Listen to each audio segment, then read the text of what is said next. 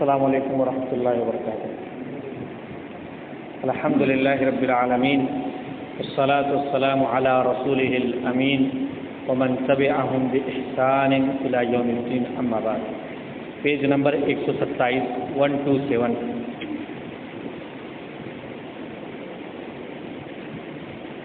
اکیس ابواب اس کتاب کے ہم پڑھ چکے ہیں۔ آج کے درس میں 22واں باب ہے، جس کا عنوان ہے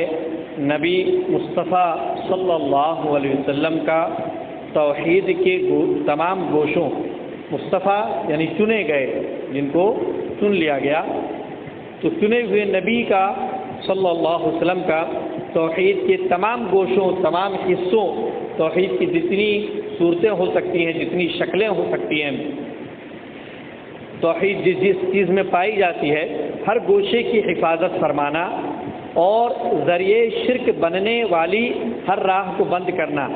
کہ کس راستے سے، کس ذریعے سے آدمی شرک تک پہنچ سکتا ہے، ان تمام راستوں کو نبی کریم صلی اللہ علیہ وسلم نے بند کر دیا ہے، ان سے تحذیر فرما دیے، ڈرا دیا ہے۔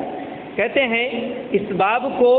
یہ بیان کرنے کے لیے لائے ہیں کہ نبی کریم صلی اللہ علیہ وسلم نے توحید کے تمام گوشوں، تمام حصوں کی حفاظت کے لیے مضبوط دیوار قائم کی ہے۔ توحید ہے، توحید کی حفاظت کے لیے چاروں طرف سے حد بندی کر دی کہ اس سے باہر نہیں جانا ہے، اس سے باہر آپ گئے تو شرک میں واقع ہو جائیں گے، توحید کے خلاف جو ہے۔ اور شرک کا کوئی بھی دروازہ کھلا نہیں چھوڑا، بلکہ ہر ان وسائل کا سد باب کیا، ہر چیز کا راستہ بند کیا جس سے انسان توحید کے خلاف شرک میں پڑ سکتا تھا۔ جو شرک تک پہنچانے میں معاون بنتی ہو، مددگار بنتی ہو، وہ شرک نہیں ہے، لیکن شرک تک پہنچا سکتے ہیں تو اس چیز سے بھی نبی کریم صلی اللہ علیہ وسلم نے تحذیر فرمائی ہے اور اس کو ممنوع قرار دیا۔ پہلی اور دوسری دلیل اللہ تعالیٰ کا ارشاد ہے، لقد جاءکم رسول من انفسکم عزیز علیہ ما عنتم، سورہ توبہ کی آیت نمبر 128 ہے، مکمل آیت ہے، حریص علیکم بالمؤمنین رؤوف الرحیم، کہ تمہارے پاس تم ہی میں سے ایک رسول آیا ہے، تمہاری تکلیف اسے شاق گزرتی، تمہاری تکلیف شاق یعنی اس پر بھاری ہوتی ہے، تم کو تکلیف میں دیکھ کر اسے تکلیف ہوتی ہے۔ سوچئے جب عام تکلیفوں کے سلسلے میں یہ حالت ہے تو شرک جو سب سے بڑا گناہ ہے، وہ اس میں دیکھ کر امت کو، اس میں دیکھ کر نبی کریم صلی اللہ علیہ وسلم پر کیا گزرتی ہوگی۔ اسی لیے اللہ رب العالمین نے اسی آیت میں آگے فرمایا، حریص علیکم، کہ تم پر بڑے حریص ہیں، تمہاری بھلائی کے بڑے حریص ہیں، بالمؤمنین رؤوف الرحیم، اور اہل ایمان کے ساتھ رؤوف ہے، مہربان ہے، شفیق۔ دوسری دلیل حضرت ابو ہریرہ رضی اللہ عنہ سے مروی ہے کہ رسول اللہ صلی اللہ علیہ وسلم نے فرمایا،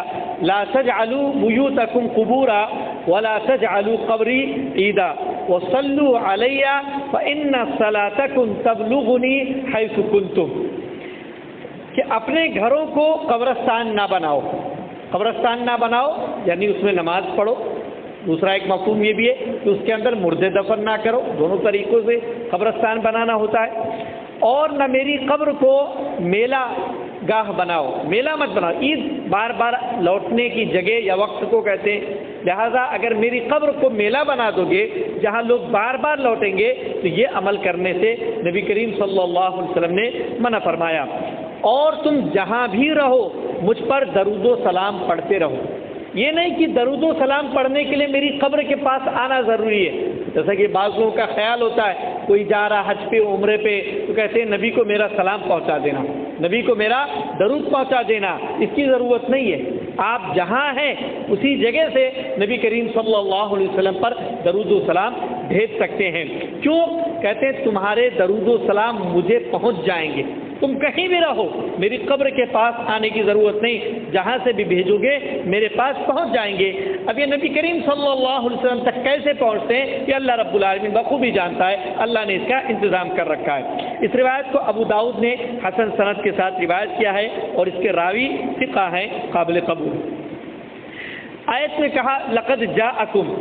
کہ وہ تمہارے پاس آ گئے، یعنی تمہارے رسول تمہیں میں سے آ چکے ہیں۔ تو تو لقد جاءکم میں 3 تاکید ہے، یعنی کسی بات کو ہم تاکید کے ساتھ کہتے ہیں، جیسے قسم کہتے ہیں اللہ قسم میں نے یہ نہیں کیا، تو نہیں کیا بات وہی ہے، لیکن جب اللہ قسم بھی لگا رہے ہیں ہم اس میں یعنی تاکید کر رہے ہیں کہ جو بات میں کہہ رہا ہوں اس میں غلط بیانی نہیں کر رہا ہوں۔ تو اس بات میں نبی اللہ رب العالمین کی بات ہے، اس میں جھوٹ کا شائبہ نہیں ہے، لیکن اس کے باوجود اللہ رب العالمین نے اپنی اس بات کو 3 تاکید سے موقع کیا ہے۔ پہلا کہ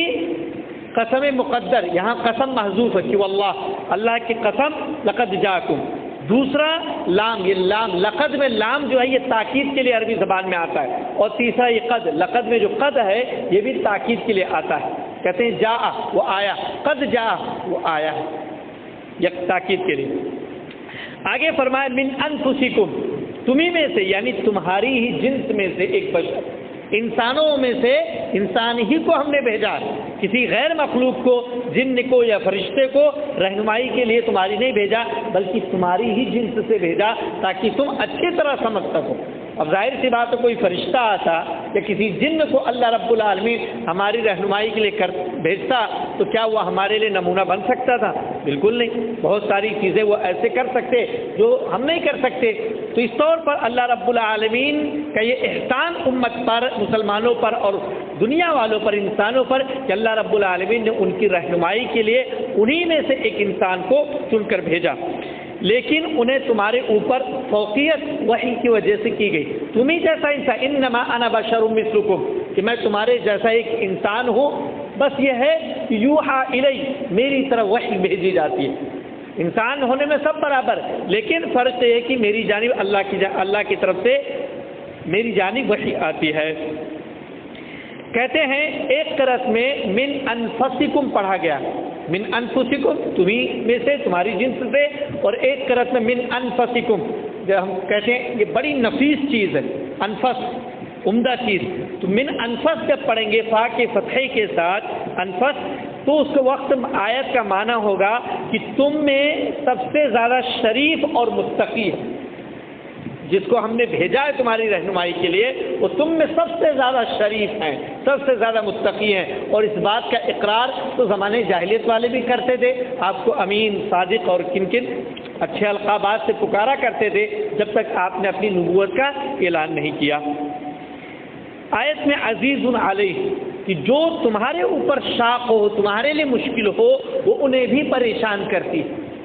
کہ تمہارے لیے کوئی چیز تکلیف دہ ہے، چاہے تمہیں علم ہو یا نہ ہو، تمہاری دنیا یا آخرت میں اگر وہ چیز تکلیف دے تو نبی کریم صلی اللہ علیہ وسلم کو بھی تکلیف محسوس ہوتی ہے، وہ تمہارے لیے پریشان ہو جایا کرتے۔ آپ قرآن و سنت میں پڑھیں، اللہ رب العالمین فرماتے ہیں لعلک باخع نفسک علی آثار ان لم یؤمنوا بهذا الحدیث اسفا، کہ ایسا لگتا ہے کہ آپ ان کے پیچھے اپنے آپ کو ہلاک کر ڈالیں گے اگر یہ لوگ ایمان نہ لائیں۔ اس قدر پریشان رہا کرتے تھے کہ لوگ ایمان کیوں نہیں لا رہے ہیں، میری بات کی تصدیق اور تسلیم کیوں نہیں کر رہے، پریشان رہا کرتے تھے۔ تو اللہ رب العالمین نے کئی بار آپ کو منع کیا کہ آپ صرف پیغام پہنچانے والے ہیں، آپ پیغام پہنچا دیجیے، آپ کی ذمہ داری ختم، آپ کو پریشان ہونے کی ضرورت نہیں۔ تو اسی بات کو اللہ رب العالمین نے ذکر کیا کہ تمہیں جو پریشانی اور تکلیف میں دے کر نبی کریم صلی اللہ علیہ وسلم پر یہ بات بڑی بھاری محسوس ہوتی تھی، اسی لیے آپ کو یعنی اللہ کے رسول صلی اللہ علیہ وسلم کو آسان و نرم دین حنیف دے کر مبعوث کیا گیا، آسان دین دیا۔ آپ کھڑے ہو کر نماز نہیں پڑھ سکتے، بیٹھ کے پڑھیں، بیٹھ کر نہیں پڑھ سکتے، لیٹ کر پڑھیں، لیٹ کر نہیں پڑھ سکتے، آنکھوں کے اشاروں سے، یعنی انتہائی آسان بنایا ہے جس طریقے سے سہولت ہو۔ فرمایا حریص علیکم، تمہاری رشد و ہدایت کے، تمہیں صحیح راستے پر لگانے کے لیے انتہائی حریص ہیں،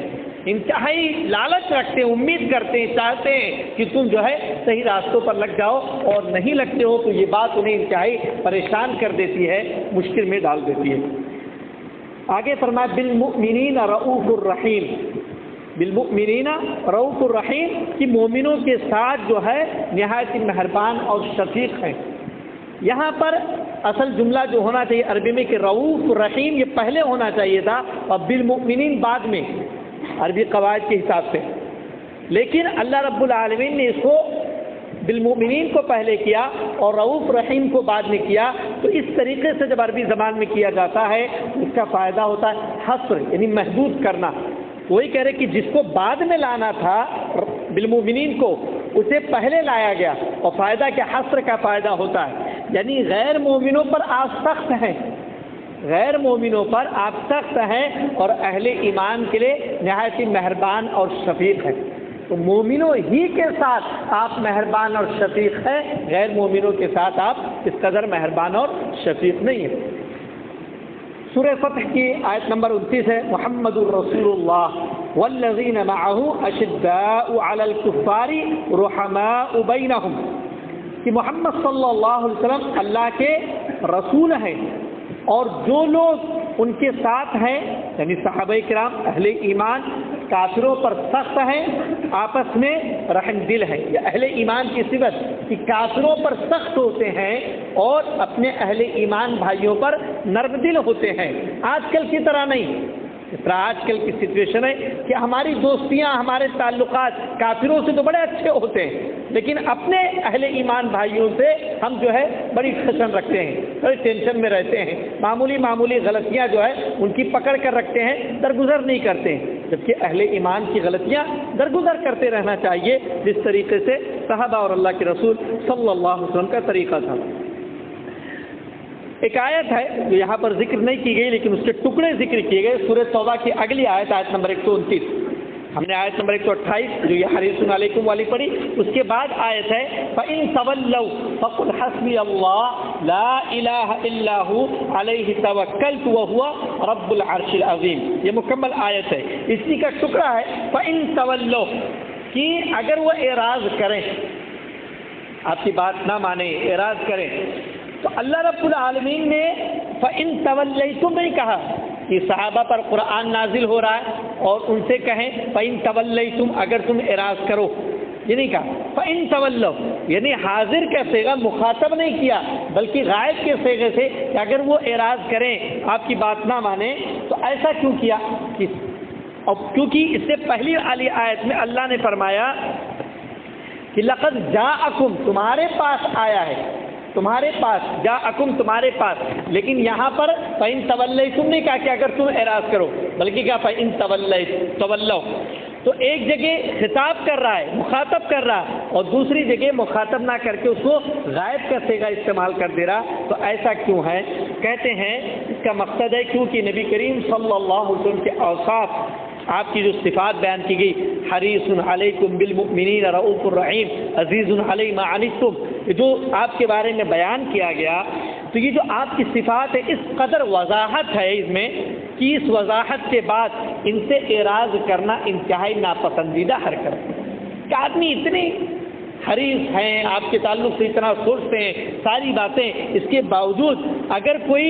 آپ سے دور بھاگے، آپ کی بات نہ مانے، تو یہ کیا انتہائی ناپسندیدہ حرکت جائے کہ آپ کی بھلائی ہی کے لیے سوچ رہے ہیں، اس کے بعد آپ کی ایسی حرکت ہے تو یہ انتہائی ناپسندیدہ حرکت ہے، یہ بتلانے کے لیے۔ اور دوسرا فائدہ اس کا یہ ہوتا ہے عربی زبان میں کہ قاری کو، پڑھنے والے کو خبردار کرنے کی خاطر صیغے بدلے جاتے ہیں کہ چل رہا ہے تسلسل کے ساتھ مخاطب کر رہے ہیں، اچانک مخاطب کا صیغہ ہٹا کر غائب کا صیغہ لایا جاتا ہے تاکہ پڑھنے والا جو ہے متنبہ ہو جائے کہ یا تو مجھ سے کہہ رہے تھے گفتگو، یہ دوسرے لوگ کہاں بیچ میں آ گئے۔ تو آدمی کی توجہ ہوتی ہے، جب ہم آپ سے بات کرتے رہیں کہ آپ ایسے ہیں، آپ ایسے ہیں، پھر ہم کہتے ہیں وہ ایسا ہے، وہ ایسا ہے، تو آپ سوچیں گے میرے بارے میں کر رہا تھا، پھر وہ کہاں سے آ گیا، جبکہ وہ بھی ہم نے آپ ہی کے لیے استعمال کیا، وہ بھی ہم نے آپ ہی کے لیے استعمال کیا، تو آدمی کا ذہن جو ہے فوری طور پر متوجہ ہو جاتا ہے۔ تو عربی زبان کی یہ خاصیت ہے۔ تو قاری کو، پڑھنے والے کو متنبہ کرنے کی خاطر ضمیر کو حاضر کے بجائے غائب سے بدل دیا تاکہ قاری متنبہ ہو جائے۔ آیت میں کہا گیا فَقُلْ حَسْبِيَ اللَّهُ، کہ اگر وہ اعراض کریں تو آپ جو ہے کیا کہہ دیں کہ میرے لیے اللہ کافی، تمہیں جو کرنا ہے کرو، میرے لیے اللہ کافی ہے۔ یعنی ان کا اعراض کرنا آپ کو پریشان نہ کرے، ان کے اعراض کرنے سے، آپ کی بات نہ ماننے سے آپ پریشان نہ ہو اور آپ پر ان کی باتیں اثر انداز نہ ہو، ان کی حرکت آپ پر اثر انداز نہ ہو، بس آپ اپنی زبان اور دل سے یہ کہیں فَقُلْ حَسْبِيَ اللَّهُ، اللہ میرے لیے کافی۔ یہ کہنے کے لیے اللہ رب العالمین نے آپ کو تسلی دی کہ آپ کو پریشان ہونے کی ضرورت نہیں۔ حدیث میں کہا نبی کریم صلی اللہ علیہ وسلم نے لا تجعلوا بیوتکم قبورا، اپنے گھروں کو قبرستان نہ بناؤ. کیسے؟ یعنی اس میں نماز پڑھنا نہ چھوڑو. نماز پڑھو، اگر پڑھنا چھوڑ دو گے تو گویا قبرستان ہے. لہذا گھروں میں نماز پڑھو. یہ خصوصاً نوافل کے تعلق سے مردوں کے لیے. اور دوسرا مطلب کہ اس میں مردے دفن نہ کریں، کہ آپ گھر کے اندر ہی مردے دفن کر دو، یہ بھی نہ ہو، قبرستان نہ بناؤ. اللہ کے رسول نے فرمایا ولا تجعلوا قبری عیدا، میرے قبر کو عید نہ بناؤ، یعنی میلہ نہ بنا دو کہ لوگ وہاں پر آئے. یعنی میری قبر پر وقت کی تعین کے ساتھ کہ فلاں وقت، ایک وقت متعین کر لیا جائے مہینے میں، ہفتے میں یا سال میں، کہ فلاں وقت جو ہے اس تعین کے ساتھ بار بار آنا کہ فلاں وقت جائیں گے. جیسے 12 ربیع الاول کا وقت ہے، بہت سارے لوگ جن کو اللہ نے دولت دے رکھی ہے وہ 12 ربیع الاول کو پہنچنے کی خاطر دولت صرف کرتے. انہوں نے وقت متعین کر رکھا ہے کہ ہم 12 ربیع الاول کو پہنچیں گے وہاں پر. تو اللہ کے رسول صلی اللہ علیہ وسلم نے اس چیز سے منع کیا کہ بار بار آنا اپنی عادت نہ بنا لے. خواہ یہ عادت اور وقت معین سالانہ ہو کہ سال میں ایک بار، ماہانہ ہو کہ مہینے میں، یا ہفتہ وار آنا ہی کیوں نہ کہ ہفتے میں ایک بار، بلکہ نبی کریم صلی اللہ علیہ وسلم کی قبر کی زیارت کسی سبب کی وجہ سے کریں. مثلا کوئی سفر سے واپس لوٹنے، کوئی گیا عمرہ کرنے کر لے، لیکن اسی مقصد کی خاطر آدمی جائے، یہ جائز نہیں ہے. اس سے پہلے بات گزر چکی ہے کہ قبر کی زیارت کی نیت سے یہاں سے سفر کرے، یہ جائز نہیں ہے. اب مدینہ والے چلیں سفر پر کہیں گے، واپس لوٹے تو قبر کی زیارت کر لیے، یہ ہوتا ہے. تو کسی سفر سے لوٹ کر یا آخرت کو یاد کرنے کی خاطر کہ دل جو ہے بڑا غیر مطمئن ہے اور آخرت کا ڈر نظر نہیں آ رہا، یہ ساری چیزیں تو آدمی چلا جائے قبرستان، قبر کی طرف، تاکہ آخرت کی یاد آ جائے. ورنہ ایک خاص وقت متعین کرنا اور بار بار قبرستان جانا، قبر نبی پر جانا، یہ پسندیدہ عمل نہیں ہے. اس سے نبی کریم صلی اللہ علیہ وسلم نے منع فرمایا.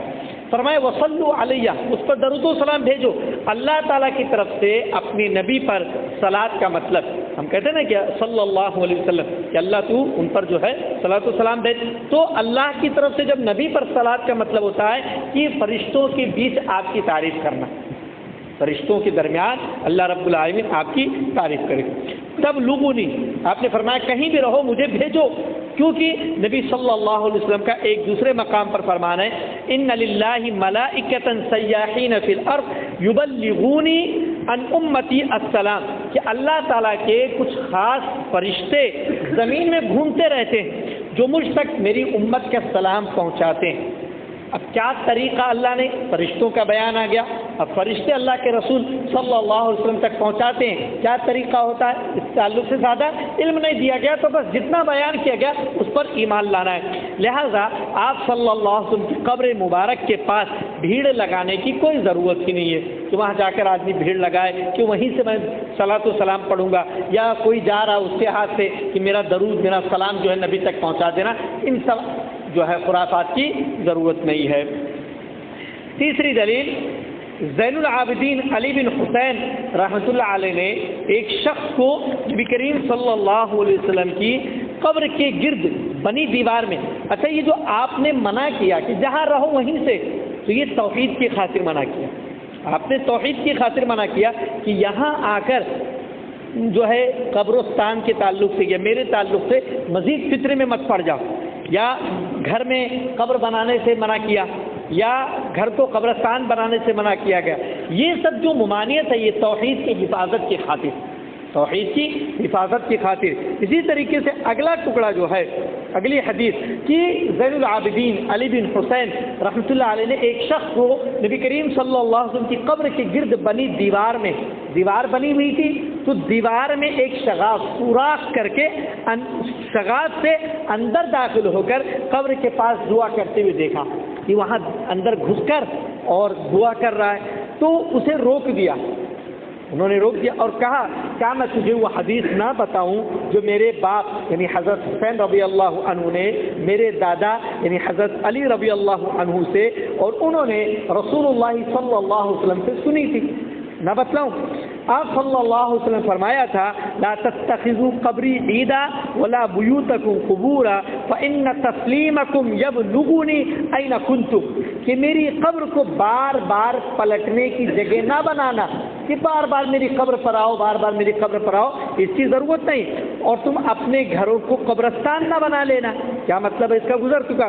کہ نماز پڑھو اور قبر دفن نہ کرو، مردے دفن نہ کرو، اور مجھ پر درود پڑھتے رہنا، اس لیے کہ تم جہاں بھی ہوگے تمہارا درود مجھ تک پہنچ جائے گا۔ بار بار قبر آنے سے منع کیا اور کہا درود پڑھتے رہو، جہاں رہو گے وہیں سے پڑھو، بار بار یہاں آنے کی ضرورت نہیں۔ اس حدیث کو ضیاء مقدسی رحمہ اللہ نے مختارہ میں روایت کیا ہے۔ حدیث میں فیدعو، وہ بندہ دعا کرتا تھا، اس شگاف میں داخل ہو کے دعا کر رہا تھا، تو آپ نے منع کیا۔ تو یہ گمان کرنا، یہ خیال کرنا کہ نبی کریم صلی اللہ علیہ وسلم کی قبر کے پاس دعا کرنے کی اہمیت ہے کہ وہاں جا کر دعا کریں گے تو کچھ خاص فضیلت ہو جائے گی، تو یہ بھی جو ہے شرک کا دروازہ ہے، تو اس سے بھی منع کیا، اللہ کے رسول نے منع کیا۔ اور اس بات کو زین العابدین رحمۃ اللہ علیہ نے وضاحت کی۔ یہ شرک کے دروازے کو کھولنا ہے کہ وہاں جائیں گے دعا ہوگی، یعنی اس قبر کی عظمت کا احساس ہو رہا ہے، یہ مناسب نہیں، اور اس تک پہنچنے کا وسیلہ اور ذریعہ بن سکتا ہے شرک تک، اس لیے منع کیا گیا۔ اللہ کے رسول نے فرمایا این کنتم، کہ جہاں کہیں رہو وہیں سے درود و سلام بھیج دو۔ اس سے مراد ہے کہ تم جہاں کہیں بھی رہو میرے اوپر درود پڑھتے رہو، میری قبر کے پاس آ کر ہی میرے اوپر درود و سلام پڑھنے کی کوئی ضرورت نہیں، جہاں ہم رہتے ہو وہیں سے پڑھ دو، مجھ تک تمہارا درود پہنچ جائے گا۔ مسائل، پہلا مسئلہ سورہ برات یعنی سورہ توبہ کی آیت لقد جاءکم رسول من انفسکم کی تفسیر ہمارے سامنے آ گئی۔ دوسرا، نبی اکرم صلی اللہ علیہ وسلم کا اپنی امت کو حدود شرک سے بہت دور رہنے کی ہدایت کہ شرک کے لیے آپ نے پورے طور پر گھیرا بندی کر دی، اس گھیرے کو، اس دیوار کو، اس سرحد کو توڑنے سے آپ نے منع کیا، اور جہاں کوئی گنجائش نظر آئی کہ یہاں سے آدمی شرک میں پہنچ سکتا ہے آپ نے وہاں حد بندی کر دی، حتیٰ کہ اپنی قبر کی زیارت اور بار بار آنے سے منع فرما دیا کہ میرے تعلق سے کوئی خوشگمانی دل میں نہ بیٹھ جائے۔ اپنی امت کو حدود شرک سے بہت دور رہنے کی ہدایت اور حکم دیا، یعنی اپنے گھروں کو قبرستان نہ بناؤ۔ تیسرا، حضرت صلی اللہ علیہ وسلم کا ہم یعنی اپنی امت پر نہایت شفیق و مہربان اور ہماری رشد و ہدایت پر انتہائی حریص ہونے کا ذکر کہ اپنی امت کے لیے کتنے حریص تھے، کس قدر خیر خواہ تھے کہ ہماری کوئی بھی تکلیف ان کو تکلیف میں ڈال دیتی تھی۔ چوتھا، آپ صلی اللہ علیہ وسلم نے مخصوص انداز میں اپنی قبر کی زیارت سے منع فرمایا کہ خاص وقت میں خاص ٹائم پر بار بار میری قبروں پر آنا منع کیا، کوئی وجہ ہو تو آ جائیں، لیکن بار بار آنے سے منع فرمایا۔ حالانکہ آپ کی قبر کی زیارت انتہائی فضیلت والے اعمال میں سے ہے۔ آپ صلی اللہ علیہ وسلم کی قبر کی زیارت کے وقت آپ کو سلام کیا جائے گا، اور آپ کا حق دوسرے کے مقابلے میں زیادہ بڑا ہے، آپ پر سلام کیا جائے یا فائدے کی چیز ہے، لیکن اس کے باوجود آپ نے منع فرمایا کہ خاص وقت متعین کر کے نہیں آنا ہے، بار بار نہیں آنا ہے۔ پانچواں، نبی صلی اللہ علیہ وسلم نے بار بار زیارت قبر کے لیے جانے سے منع فرمایا ہے۔ چھٹا، آپ صلی اللہ علیہ وسلم نے نفلی نماز گھر میں بجا لانے پڑھنے کی ترغیب دی ہے۔ ساتواں، صحابہ کرام رضی اللہ عنہم کے یہاں یہ بات مسلم اور معروف تھی، بالکل واضح تھی کہ قبرستان میں نماز نہیں پڑھی جا سکتی، ان کے یہ بات بالکل معلوم تھی، محقق۔ آٹھواں، صلاۃ و سلام کے بارے میں آپ صلی اللہ علیہ وسلم نے یہ وجہ بیان فرمائی کہ آدمی کا درود و سلام مجھے پہنچ جاتا ہے خواہ دور ہی ہو، لہذا اس غرض سے قریب آنے کی ضرورت نہیں ہے کہ درود و سلام پڑھنے کے لیے ہم اللہ کے رسول کی قبر کے پاس جائیں، اس کی ضرورت نہیں۔ زین العابدین علی بن حسین نے فرمایا، وہ جو حدیث ہے اسی میں یہ بات ہے کہ تمہارے اور جو اندلس میں، کہ تم یہاں مدینہ میں ہو قبر کے پاس پہنچے ہو، اور جو اندلس میں ہیں دونوں کے مابین کوئی فرق نہیں، تم یہاں سے درود و سلام بھیجو تو بھی وہی بات ہے، اور اندلس سے ہندوستان سے کوئی درود و سلام بھیجے تو بھی کوئی بات ہے، کوئی فرق نہیں اس کے اندر۔ نواں، اس میں یہ بھی بیان ہے کہ حضرت صلی اللہ علیہ وسلم برزخ میں ہیں، اور امت کے اعمال میں سے درود و سلام آپ پر پیش کیے جاتے ہیں، یہ بتلایا گیا کہ پیش کیے جاتے ہیں، پیش کیے جانے کی کیفیت کیا ہے یہ نہیں بتلایا گیا، اس لیے اس سلسلے میں خاموشی اختیار کی جائے گی۔ اسی پر اکتفا کرتے ہیں۔ اللہ رب العالمین سے دعا گو کہ ہم تمام لوگوں کو کتاب و سنت کے مطابق زندگی گزارنے کی توفیق دے، اور شرک